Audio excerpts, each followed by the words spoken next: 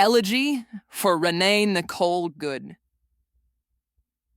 For the poet, the mother, the woman who deserved a long life and an ordinary morning.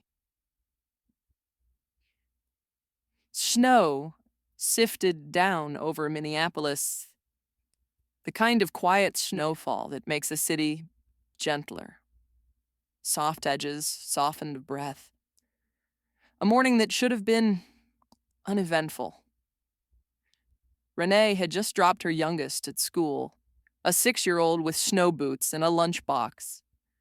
A child who still believed that every goodbye at the classroom door would be followed by a hello at day's end. She was driving home with her wife, 2 women building a new life in a new city, their hopes still fragile, still tender, like the pages of the notebook she filled, with poems about bodies, grief, and the stubbornness of life. She had known loss already. A husband gone too soon, a family rearranged by sorrow, yet she kept choosing to love the world anyway, kept choosing to raise her children with gentleness, with music, with a kind of courage that doesn't announce itself. She studied creative writing, won prizes for poems that understood how easily life can be cut open. She played guitar, co-hosted a podcast, wrote lines that tried to make sense of the ache and the beauty of being alive. Her children knew her voice, her laughter, the way she could turn an ordinary evening into something warm and safe. But on that morning, the street ahead was crowded.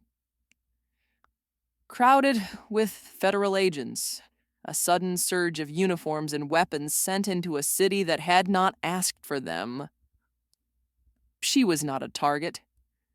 She had no record beyond the traffic ticket. She was simply trying to turn right, to go home, to finish the day she had begun with a school drop-off and a kiss. What happened next was the kind of violence that should never take place in a country that claims to value its people.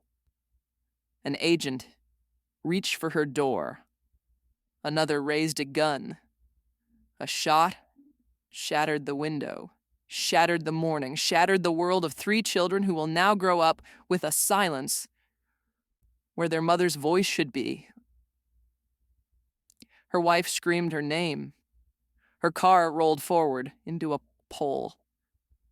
And somewhere, in a classroom, a 6-year-old traced letters on a page while the world outside was rewriting his future into a language no child should ever learn. Renee deserved more than this ending. She deserved years. To watch her children grow, to write more poems, to tune her guitar again, to fill her home with ordinary miracles of dinners, birthdays, and the soft, steady rituals of family. She deserved a government that protects its citizens, not one that takes them.